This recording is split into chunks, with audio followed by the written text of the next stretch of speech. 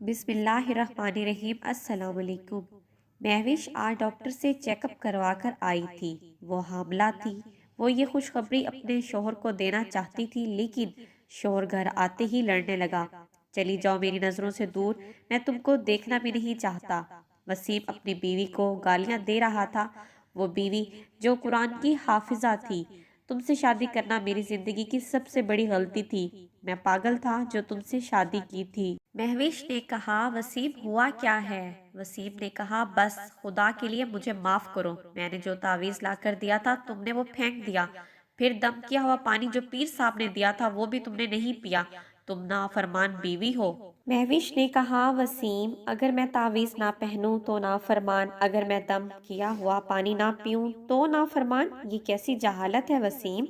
मैं पढ़ी लिखी अकल रखने वाली लड़की हूँ। तुम मुझे किस तरफ लेकर जा रहे हो? और तावीज मैं इसलिए पहनूं कि तावीज पहनने से मैं जल्द हामला हो जाऊंगी और जो बच्चा होगा वो लड़का होगा। वसीम को सख्त गुस्सा आया। बदबख्त औरत, अपने शोहर से जबान लड़ा रही हो।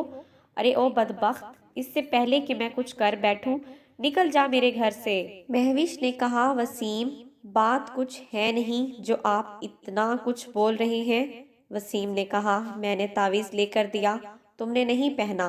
दम वाला पानी भी तुमने नहीं पिया। दम किया हुआ पानी पीती तो लड़का पैदा होता। महविश ने कहा, वसीम क्या दम किया हुआ पानी मुझे लड़का देगा? वसीम ने थप्पड़ दे मारा और बालों से घसीटते हुए महविश को घर से बाहर निकाल दिया। काफिर औरत, चली जाओ मेरे घर से। वो हाफिजा उठी, आंसू साफ करने लगी। वसीम आप गलत कर रहे हो। आप कौन से जमाने में जी रहे हो? क्यों कर रहे हो ऐसा? मेरी बात सुन ले, मैंने किसी पीर के पास नहीं जाना। सारा मोहल्ला इकट्ठा हो चुका था। महविश रो रही थी। वसीम देखो, मैं तुमसे कुछ कहना चाहती हूँ, मेरी बात तो सुन लो। वसीम ने पीर साहब को फोन किया। बाबा मुर्शिद, मेरी गुस्ताख बीवी ने वो दम किया हुआ पानी फेंक दिया है। मुर्शिद बाबा ने कहा, पुत्र ये गलत है, तुम उसे मेरे पास ले आओ, मैं चिल्ला करूंगा उसके नाम का। वसीम कहने लगा, महविश तुमको मेरे साथ बाबा जी के पास जाना होगा। महविश ने कहा, वसीम देखो ये हमारे घर का मामला है, क्यों इसमें किसी अजनबी को लेकर आ रहे हो? वसीम ने कहा, वो अजनबी नहीं है, मेरे पीर साहब हैं। महविश ने कहा, वसीम मैंने किसी पीर के पास नहीं जाना। वसीम ने गालियां देना शुरू कर दी। बात बढ़ते बढ़ते तलाक तक जा पहुंची। जब महविश ने बताया कि अब उसे किसी पीर के पास जाने की जरूरत नहीं, तो वसीम ने खुश होने की बजाय महविश पर इल्जाम धर दिया कि इसके पेट में पलने वाला बच्चा मेरा नहीं है। झगड़ा बहुत ज्यादा बढ़ गया।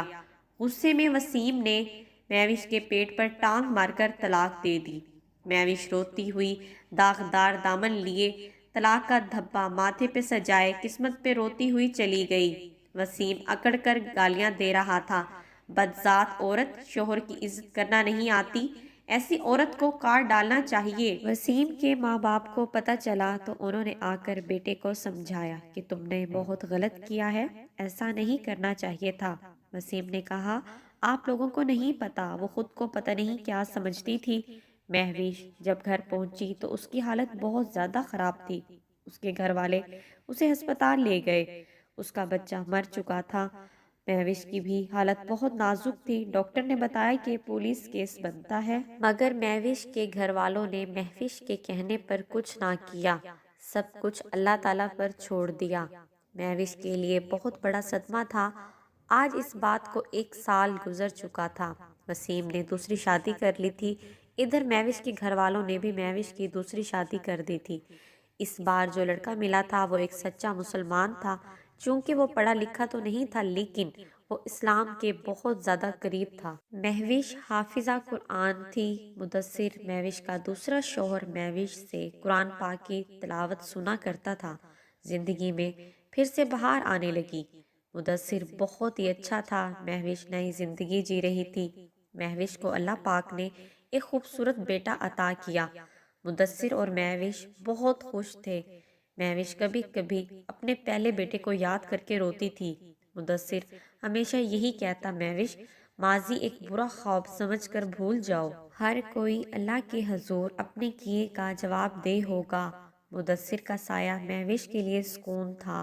ادھر وسیم آج بھی اپنے ماں باپ سے الگ رہتا تھا، لیکن وہ تعویذ اور آج کل کے جھوٹے پیروں پر یقین رکھنے والا آج بھی تھا۔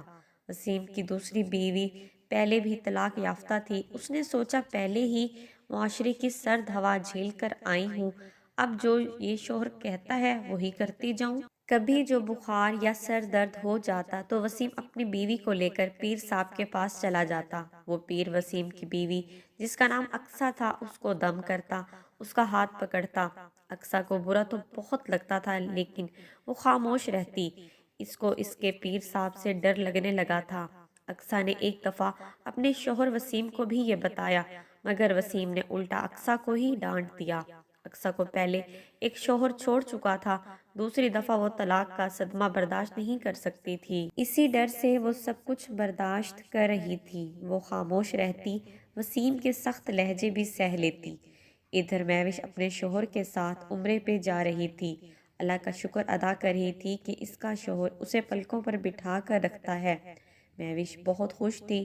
وسیم اپنی بیوی اقصیٰ کو لے کر ایک دن پیر صاحب کے پاس گیا۔ پیر صاحب دعا کریں ہمارے ہاں بیٹا ہو۔